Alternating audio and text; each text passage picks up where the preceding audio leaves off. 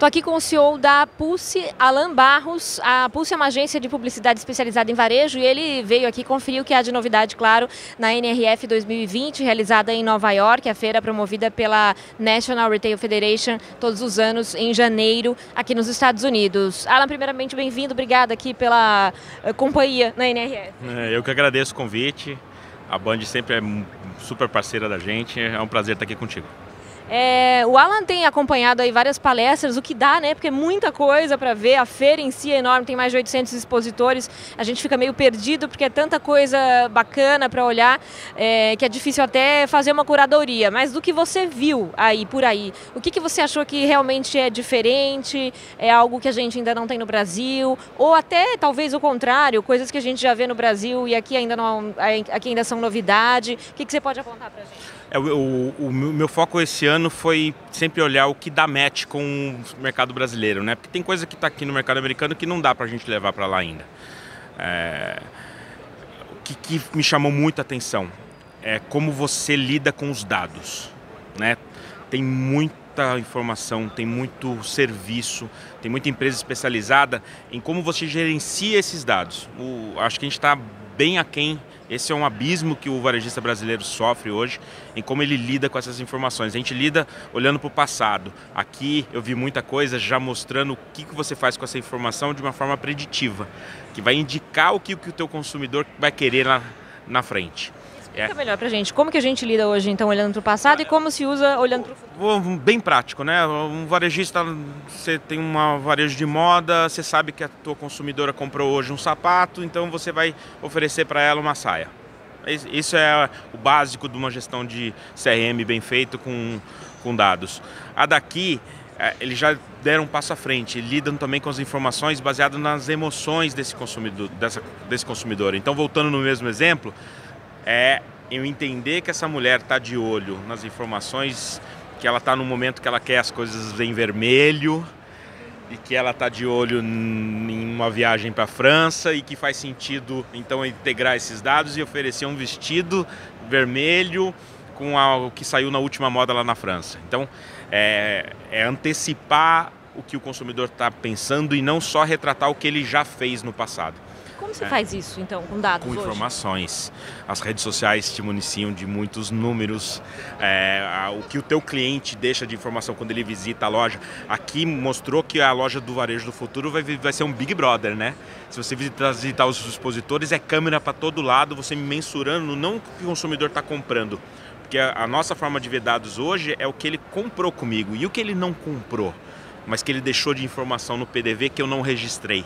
Então, esse para mim é o dado do futuro. Você está com o seu PDV totalmente habilitado para ler essas informações do seu consumidor. Não é à toa que falam que o dado é o petróleo, né? O novo petróleo, né? Para quem souber aproveitar, souber usar. O que me chamou a atenção e eu volto para o Brasil com essa missão é isso. Vamos olhar os dados para frente. Uma outra tendência importante que eu percebi sobre tempo. Você tem que conseguir melhorar, otimizar o tempo do seu cliente no seu PDV. Né? Tempo é o bem mais precioso do ser humano hoje, é o que todo mundo busca, é ali que talvez você consiga aumentar a tua margem, aumentar a tua rentabilidade, se você conseguir no teu processo de venda economizar tempo para o seu cliente. É padrão, isso acho que a gente tem que levar para o Brasil, tem várias ferramentas para isso também. Que ferramentas, por exemplo, que a gente tem aqui, vários expositores, aliás, tem aqueles self-checkouts ou leitores de produto que não, enfim, o atendente mesmo, que tem um atendente, um caixa, ele não precisa passar o produto, lê o código de barras, o produto já tem um scanner, né? O caixa tem uma espécie de scanner que lê o produto e ele passa rapidamente. O pagamento já é algo que é facilitado também, né? Sem contato e tal. Como mais isso pode acelerar? A recomendação que eu vou fazer para os meus clientes é investir muito no collect, né? O consumidor ele vai comprar no celular, o celular está na mão dele o tempo todo. É o produto que a gente mais usa, né? Se você pegar do momento que você acorda, você vai dormir, o que você mais usou durante o dia foi o seu celular. Então, que forma que eu integro o meu varejo físico com o meu mobile e de que forma que eu ganho o tempo do meu cliente dessa forma. Então, eu vi muita coisa nesse sentido. O varejista não é você abdicar do varejo físico ou focar no e-commerce, não é isso, é a integração. E você ganha tempo do seu cliente se ele escolher um produto e for direto, não precisar passar por todo o processo do varejo físico. Eu fiz uma experiência na Nike que foi incrível. Você entra no site, escolhi lá 3 tipos de tênis. Coloquei no aplicativo e eu entrei na loja da Nike, tinha uma caixinha que eu já podia, meus 3 modelos que eu escolhi já estavam prontos para mim experimentar. Eu abri a caixinha, olhei qual que eu queria, aí perguntei para o vendedor, e agora, o que eu faço? Não, pode ir embora. Falei, como assim? Mas eu escolhi um só. Não, devolve os 2 na caixinha, o que você escolheu você pode ir embora, já vai estar na sua conta. Então, isso para mim é ganhar tempo do cliente, é integrar o físico com o digital. Eu acho que isso o nosso mercado pode fazer, né? Tem que dar esse passo. Você deu um exemplo bem bacana, porque no caso do tênis aí, quer dizer, você tem que experimentar de qualquer maneira, né? Tem que experimentar. Você pode até não querer, mas exato. O tempo de eu ir pro caixa. E é muito legal porque tem uma entrada diferente na loja. Você nem entra naquela entrada tradicional, você entra por trás da loja, vai num lugarzinho, tem lugar para você sentar, você passa o QR Code do celular no receptor, a caixinha já abre, meus tênis já estavam lá, não esperei chegar, os tênis já estavam, assim, é excepcional, uma experiência incrível. Por meio de um aplicativo da própria Nike. Da própria Nike. Esse aprendizado eu estou levando para o Brasil, a gente tem que evoluir muito nisso. A vantagem é que o empresário brasileiro ele é muito versátil. Talvez a gente não tenha o recurso financeiro para investir na mesma forma que eles investam aqui, mas a gente pega uma ideia como essa e faz uma adaptação rápida para o nosso mercado. É essa inspiração que a gente busca na NRF. Eu ia comentar, voltando um pouco à questão do self-checkout, que lá no Brasil, eu me lembro, talvez menos de 10 anos atrás, houve uma modinha, digamos assim, de self-checkout em lojas de varejo de moda, por exemplo. Exato. E aí não deu muito certo, não sei exatamente porquê, as lojas tiraram todos os self-checkouts e voltou o caixa normal, as que estavam testando, enfim. Agora isso já é mais comum e eu vejo que os consumidores estão mais dispostos a usar no supermercado, né? Sim. Porque são filas menores, enfim, talvez... Farmácia, verdade, Tem alguns setores, você acha, que você falou que o varejo brasileiro é muito versátil, né? Se adapta a tudo. Mas tem alguns setores que você vê que se adaptam melhor, assim, ou falta, talvez, para quem não adere a essas novidades, um pouco de insistência mesmo no aculturamento do consumidor? Eu acho que a gente não pode ser 8 e 80, né? O varejista ele tem que dar opção para o seu cliente. Eu acho que todo segmento de moda é permitido, um segmento que cresce muito, que é cosmético no Brasil, por que não? Né? A mulher já sabe o que ela quer comprar e tem aquela coisa compra recorrente. Tudo que é compra recorrente, você consegue tirar o atrito do processo de venda. Eu acho que sim, tem N possibilidades. Uma outra frente que eu vi aqui que é bem importante é como é que você minimiza o desconforto de quem consome no e-commerce. Então, comprei uma peça de roupa e não gostei. O que eu faço? O processo de devolução é muito chato no Brasil, é um processo que te desanima comprar de novo. Você desiste até da devolver, às vezes. Aqui, a Nordstrom mostrou um exemplo incrível. Ela tem umas caixas na frente das lojas, você vai ali, põe o número do teu pedido, põe no saquinho, encaixa na caixa, acabou. Você já fez a devolução.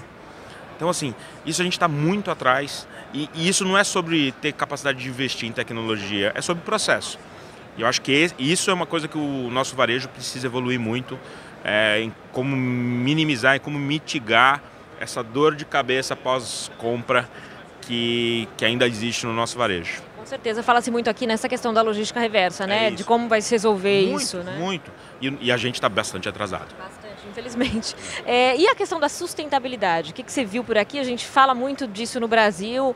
Em São Paulo, essa semana, houve a aprovação de uma lei, inclusive proibindo o uso de plástico, não só de canudo, mas o fornecimento, né, de colher, talher de plástico, enfim, nas lojas, uma super polêmica, isso sempre gera polêmica, e as pessoas vêm e falam, mas só por causa de um canudo, é uma moda e tal, que exagero, que mimimi, mas é fato que é uma preocupação do consumidor hoje, né? O consumidor está mais preocupado em saber se o produto que ele está usando, como ele foi feito e como ele será descartado depois também, né? O que você viu por aqui sobre isso? Eu vi ontem uma palestra que fala de um movimento que já existe, chama Loop, que ele é um movimento focado em inovação, mas eu achei muito interessante porque ele fala de inovação, mas na verdade ele volta lá para o básico nosso, que poxa, será que os produtos que a gente consome de uma forma regular, com recorrência, eu não posso utilizar uma embalagem retornável? O meu shampoo, o meu refrigerante, o meu leite, que era, se você pensar no passado, você comprava o leite de garrafinha, o refrigerante de garrafinha,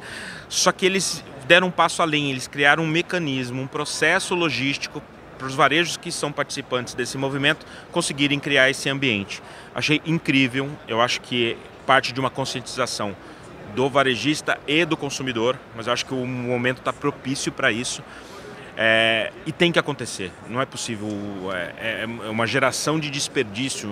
Ele, durante a palestra, ele deu alguns números, por exemplo, de embalagem de shampoo, que é uma loucura. E é uma coisa que você usa todo mês, você não precisa, né? Você poderia só comprar um refil e colocar dentro de um recipiente que você vai usar sempre. Então eu achei bastante interessante esse movimento, e principalmente porque eles conseguiram operacionalizar a parte logística disso. Como que eles fazem isso? Porque é complicado mesmo, porque eles lidam com várias marcas diferentes, produtos e marcas diferentes. O varejo é sobre escala, porque nada que você faz no varejo que não tenha escalabilidade é viável. E o que eles fizeram? Quando você condensa 4, 5 grandes fabricantes, uma Coca-Cola, uma Procter, uma Unilever, são grandes players que têm um movimento grande e criam uma operação logística para administrar isso, é viável.